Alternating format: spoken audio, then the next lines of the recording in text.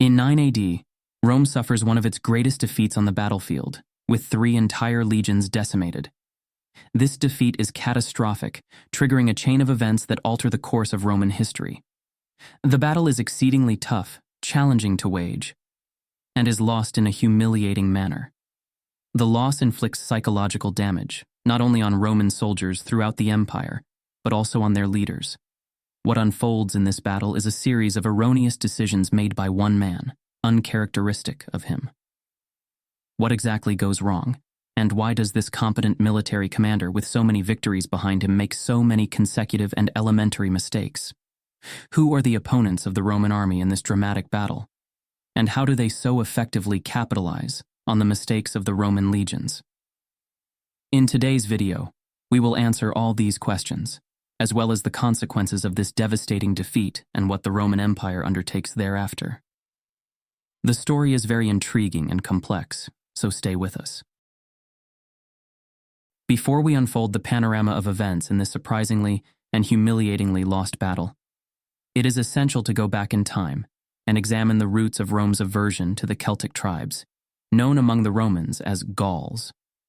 The initial conflict between Rome and the Celts can be pinpointed to around 390 BCE, when Gallic tribes, led by the chieftain Brennus, invade and occupy Rome.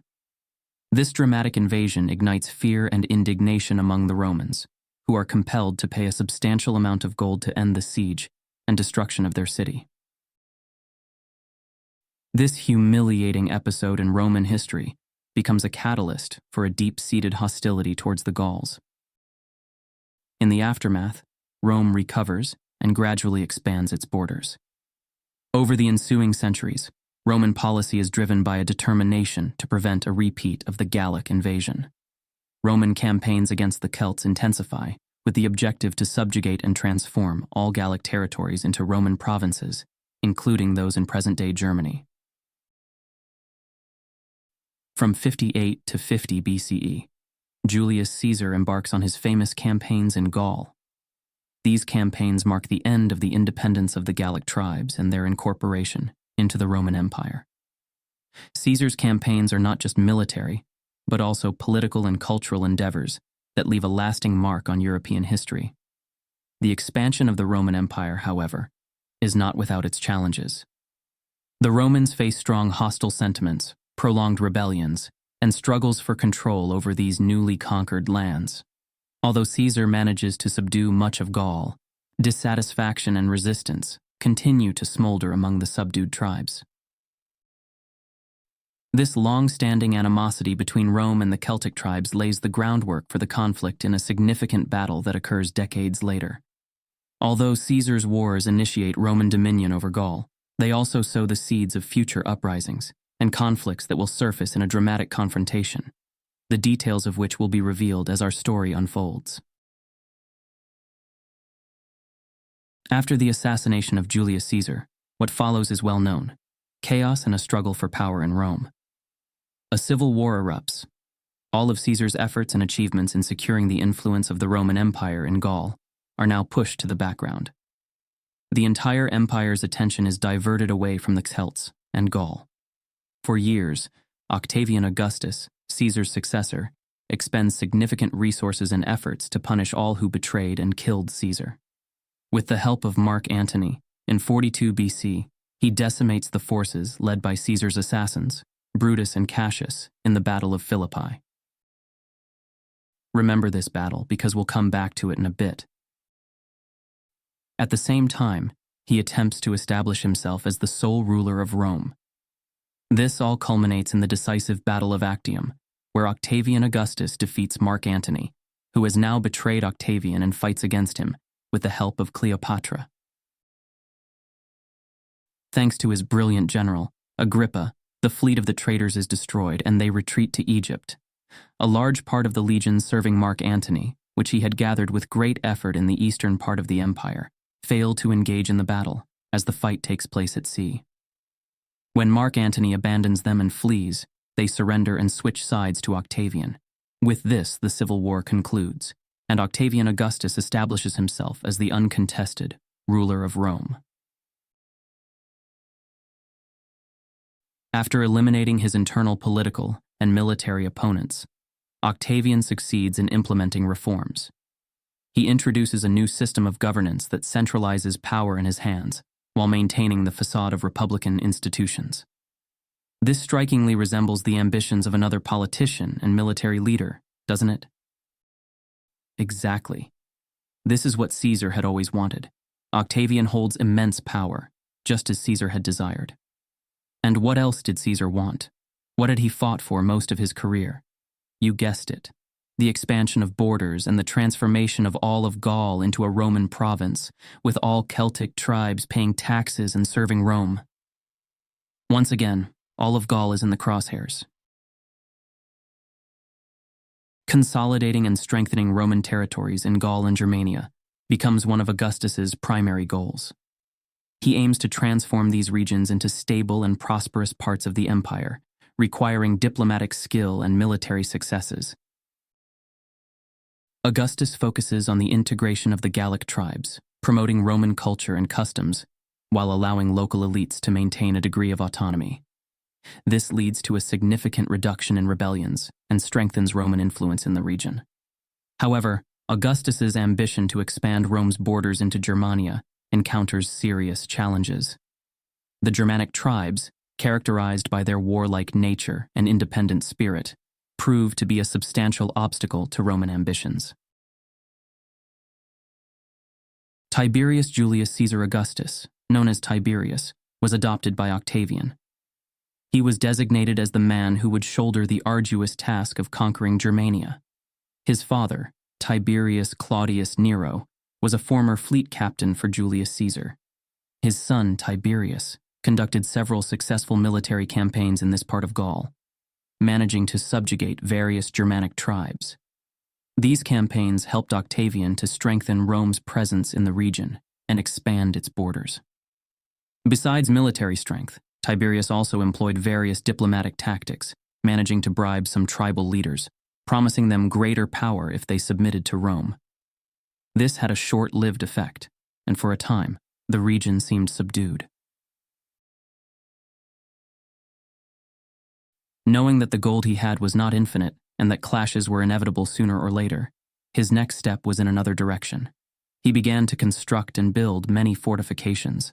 These fortifications became an important part of the Roman defensive system in the region, and sooner or later, they would need to be utilized. To better prepare for what lay ahead, he put efforts into organizing and training the Roman legions. To handle what was looming on the horizon, the soldiers needed better organization and discipline. They had to be ready for attacks at any time and under any conditions. The illusion that Tiberius was beginning to control the situation in Germany was shattered when, surprisingly after years of work, he made his next move. Around 7 AD, Tiberius decides to return to Rome. He exerts great efforts to quell rebellions and to limit the resources that the Roman Empire is expending to establish a lasting presence in Germany. But the numerous tribes, unfavorable terrain, and different culture present challenges that exhaust any commander in this position. Even Julius Caesar had faced similar difficulties several years before Tiberius. Weary and somewhat intimidated by the unfolding events around him, Tiberius informs Octavian Augustus of his desire to return to Rome. Octavian disagrees. His intentions towards Gaul and the region of Germany are clear. He wants them as provinces of Rome. However, he fails to be firm enough with Tiberius, his adoptive son. The emperor shows sympathy and mercy towards Tiberius, allowing him to return to Rome to deal with domestic political issues. Tiberius is the man who would succeed Octavian Augustus as the second emperor, after Rome was no longer a republic. Octavian knows this and has no intention of losing his heir. Therefore, he takes the difficult decision to bring him back to Rome, close to himself and the family. Now Octavian Augustus must quickly undertake the task of finding a replacement for Tiberius. The empire is vast. There is no civil war, and everyone is subordinate to the emperor. It shouldn't be a difficult task. Much time has passed since Octavian was young, inexperienced, and solely reliant on the advice of the generals and counselors around him to avoid fatal mistakes. With the experience he has accumulated, he knows he must choose carefully and find the right candidate for a military commander to send to Germany. Octavian is aware that to be successful there, he needs to select someone with all the necessary qualities, someone who has proven themselves, as the circumstances in Germany are challenging and demanding. Whoever he sends to lead the legions will not have much time to prepare. Octavian's best general, friend, and advisor, Agrippa, is no longer by his side. Octavian often thinks of him. He also remembers another person who delivered a compelling eulogy at Agrippa's funeral. The same person who spoke so eloquently at that ceremony and made a profound impression on the then grief-stricken and shaken Octavian is now the consul of the Roman province of Syria, having 4 legions under his command. Puus Quintilius Varus is the choice of Octavian. Varus's father, Sextus Quintilius Varus, was a senator who joined the Republicans in the Civil War, standing against Julius Caesar. He survived the war's defeat, but it's unclear if he was directly involved in Caesar's assassination. He took his own life following the Battle of Philippi, which Octavian won, a battle I mentioned we would return to. Unlike his father, Puus Quintilius Varus aligns himself with Octavian Augustus. This decision, combined with favorable circumstances and his determination, places him in an advantageous position. He rises in the political and military scenes of the vast empire. He spends several years governing the provinces of Africa and Syria. In Syria, he successfully handles many rebellions. Varus's prompt and appropriate actions quell the uprising of Judas the Galilean in Judea, which erupted following the death of King Herod in 4 BC. While in Syria, striving to consolidate Rome's position there and prove himself to Octavian as a general who can handle anything, Varus makes some bizarre decisions and commits brutal murders and tortures, for which he might later regret. After capturing Jerusalem, Varus crucifies over 2,000 insurgents. Determined, brutal, and ruthless towards the empire's enemies, with good decisions and reactions at the right moments. This is the image Puus Quintilius Varus builds for himself. But will he be able to maintain it in the province of Germania? I am not so sure. After returning to Rome, Tiberius declares Germania pacified. This claim is far from reality. Octavian appoints Varus as governor of Germania and sends him there. Varus arrives east of the River Rhine with 3 legions. His expectations of what to expect there are skewed due to misinformation from Tiberius. Throughout the summer, he travels around the province and finds that many of the tribes identify as friendly to Rome. He intervenes in some local disputes, trying to impose Roman laws on the locals. In the first few months from summer to late autumn in 9 AD, Varus encounters nothing unexpected. The tribes seem reconciled and cooperative. As winter approaches, Varus withdraws his legions west of the River Rhine, heading towards the fortifications built by Tiberius in the west. This is when he makes the first of a series of wrong decisions. Seeing the Romans withdraw, local representatives of various tribes offer to alleviate some of the logistical nightmare ahead and host parts of his army. For the moment, this seems like a good idea to him, as his goal to increase his influence and bring the soldiers closer to the locals is a good opportunity for this. His decision to trust and agree is a huge mistake, which Varus will later realize. He sends several cohorts, each to a different tribe. A cohort at that time consists of about 480 soldiers. A few days later, each of the cohorts arrives in a different village with the local tribe. Before long, all the local tribes massacred the Roman soldiers who had to stay with them. The whole thing had been a trap, conceived and executed without difficulty. Varus commands an army of about 20,000 soldiers before this mistake. Now he has only around 15,000. He has already lost 5,000 soldiers, but this is not the biggest problem for him. The greater issue is that he is not yet aware of this loss. Varus continues west with his army. The next day, however, they are caught up by a small force, primarily comprising the Germanic Cherusci tribe, led by the well-known to the Romans Arminius. Let me tell you a few things about Arminius that are important to know before we follow the further development of events, as they are quite crucial in this case.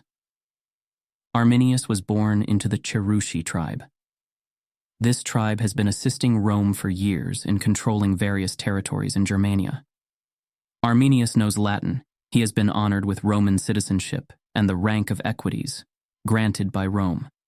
He fought for Rome in the Pannonian Wars on the Balkan Peninsula. He is well acquainted with Roman military tactics and strategies. Arminius's task, following Varus's appointment as governor of Germania, is to assist him against rebellions and advise him on how to approach different situations, as he knows the Germanic tribes well. Now let's return to the current situation. Arminius meets Varus and informs him that there is a rebellion in the north. He tells him that he needs his help and his 3 legions to suppress it. Winter is approaching, and Romans do not fight in winter. They fight in spring, summer, and autumn, spending winter in camps. It was to such a camp that Publius Varus was heading when Arminius arrived, bringing news of the uprising in the north. At this moment, Varus faces a difficult choice: to proceed as planned and lead his legions to the camps in the west, or help Arminius put down the uprising in the north. The rebellion is not far to the north, and winter is approaching. Varus has spent an entire campaign in Germania without engaging in a single battle. He has 3, or after recent events, almost 3 legions.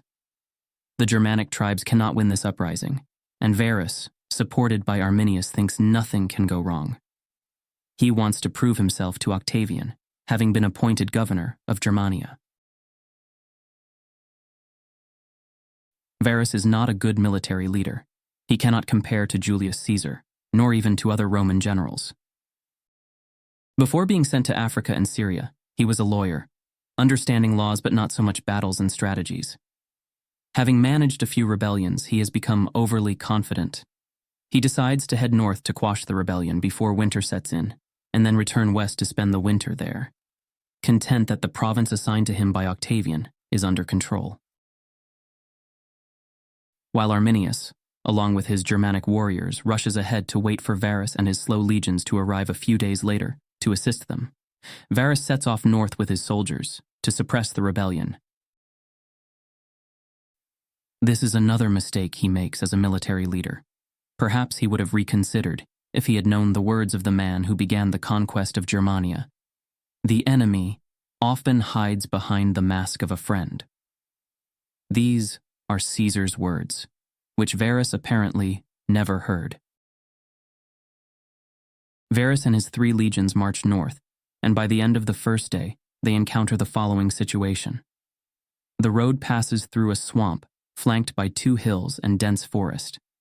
Varus faces a choice: to lead his army straight through the swamp or to circumvent it by passing through the forest, which would cost much time and likely not be completed before nightfall. What would Caesar do if he were in that position? He would send scouts to scout the hills around the road, maybe even choose to camp before crossing, since he is very likely to choose a slower and safer way for his soldiers. Caesar was capable of scrutinizing any situation that required such solutions, and he always made decisions so as not to put his army in a weaker position if it happened to be attacked. Varus commands them to proceed along the waterlogged and muddy road, following heavy rains in the forest. Reaching the middle of the swamp, they are unexpectedly attacked with volleys of arrows from both hills. Hidden in the trees, Germanic warriors rain down arrows and spears on the Roman soldiers. In the first moments of the battle, Varus loses some of his best troops. He orders half of them to hold positions and retaliate. They try to respond with their spears, but throwing them uphill on the steep slopes proves largely ineffective. The other half of the Roman soldiers move forward out of the swamp and begin to construct a small defensive camp for overnight shelter. The Romans carry their camp materials with them, so the setup doesn't take long. Once the camp is built, Varus withdraws all his soldiers into it for the night, having lost a small part of his force in the ambush. The night is restless after such an ambush. The remaining commanders plead with Varus to decide to return east of the Rhine to safety, as the events seem suspiciously like a preset trap. Varus refuses to retreat and, even before dawn, orders them to continue northward. Throughout the day, the legions move calmly, without any trace of the tribes that attacked them. Before the day ends, they emerge from the forest onto an open field, where they stop and build a camp. The Romans stay in the open field, hoping for a battle. They think this way. Romans always prefer to fight in open fields, where their military formations are perfectly trained and disciplined for such conditions. If attacked now, the assailants stand no chance. Their understanding is that battles should be conducted this way, much more honorably, to meet your opponent face-to-face in open combat. They don't use ambushes in battle. Even their language shows it. The Roman word for ambush is sometimes used for treachery as well, so they don't accept ambush as a normal part of warfare. Thus, they stand in the open field, and even after losing the previous day's battle, they hope for a new, fair fight. A fair fight, where the braver and better prepared wins, never happens that day. The next day, the Romans continue northward, and after the open fields, they must again enter a dense forest. The weather is unfavorable, with heavy rain pouring all day, and the entire path is covered in mud. As they enter the forest, the legions are again attacked by the Germans, but this time, they quickly retreat to a clearing and set up camp. The weather worsens overnight, with heavy rain accompanied by strong winds. Moving such a large army in these conditions is extremely difficult, so Varus and his army spend the entire next day in camp.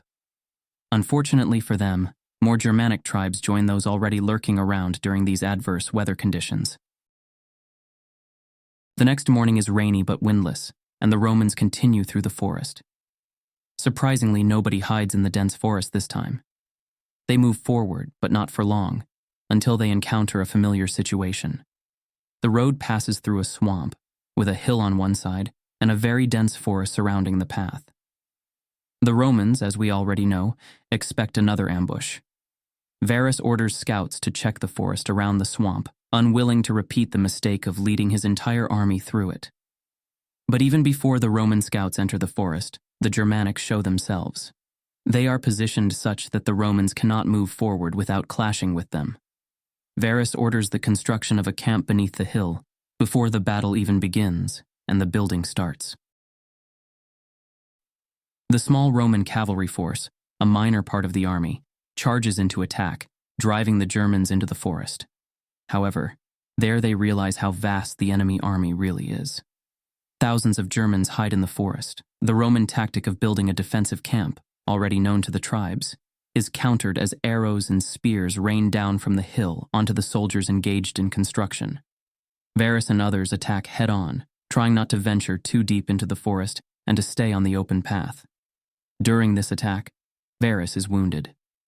Several soldiers take him to the partially built camp, which is also under attack.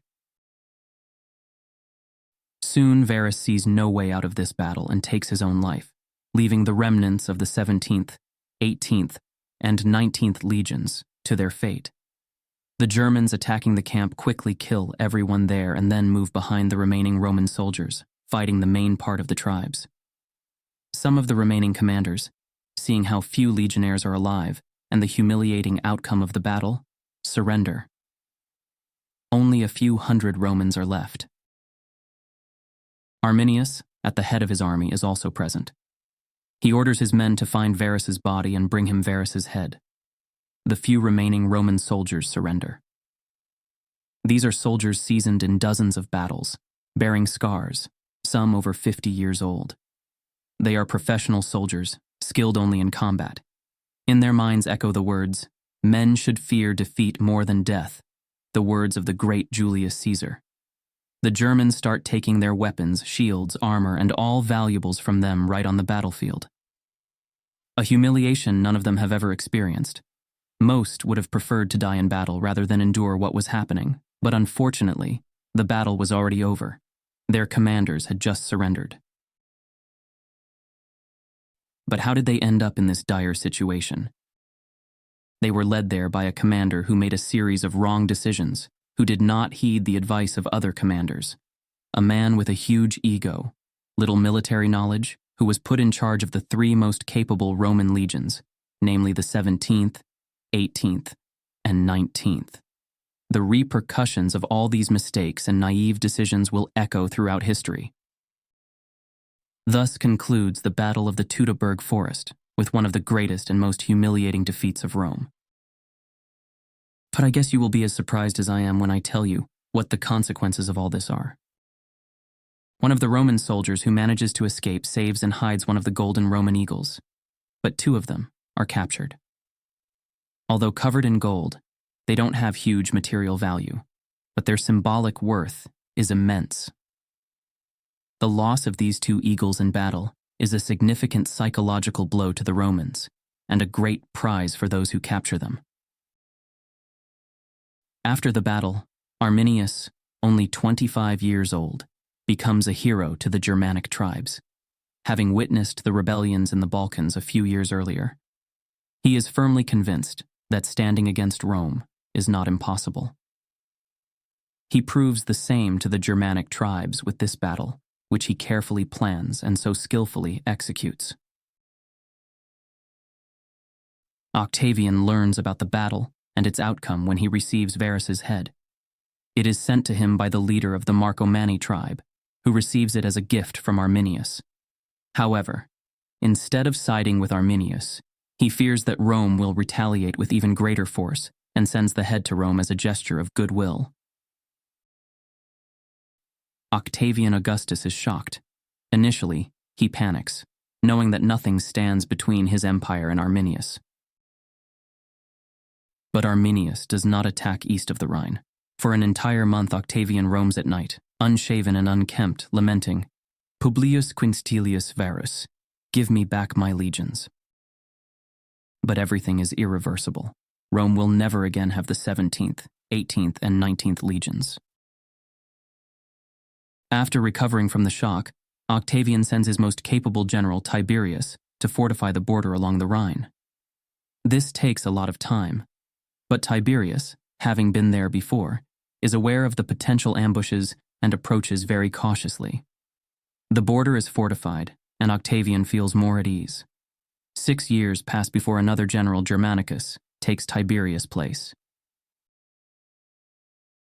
Years after the battle, he finds himself in the same forest, the Teutoburg Forest. There, he and his soldiers discover the remains of Varus's legions. What they see is beyond even Octavian's darkest nightmares. There are no traces of swords, spears, or armor. Everything has been plundered. Skeletons are scattered everywhere, even hanging from trees. Hundreds of skulls are nailed to the larger trees. Some skeletons are missing parts, like sections of their arms.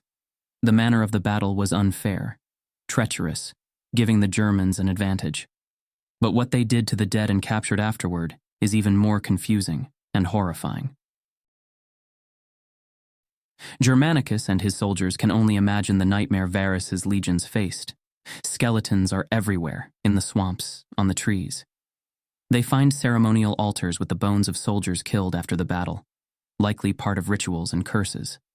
Germanicus manages to find a few legionnaires who escaped the battle. They show and tell him everything: where the eagles were taken, where and how the centurions were killed, and the purpose of the altars. The sights and information Germanicus and his soldiers receive are staggering. They need several hours to comprehend what exactly happened, and much more. Time to gather the bones of the fallen and bury them. As they perform the burials, they are united by one thing: anger towards the one who did all this. Thus, the Battle of the Teutoburg Forest remains in history as one of the greatest defeats the Roman army ever suffered. One of the greatest emperors of Rome, and the entire empire was shaken by it. Thank you for watching this video until the end. I hope you enjoyed it. I will be glad if you watch the upcoming historical videos. Subscribe so you don't miss them. I guess that creating the next video will take me less time, in which I hope you will stay curious.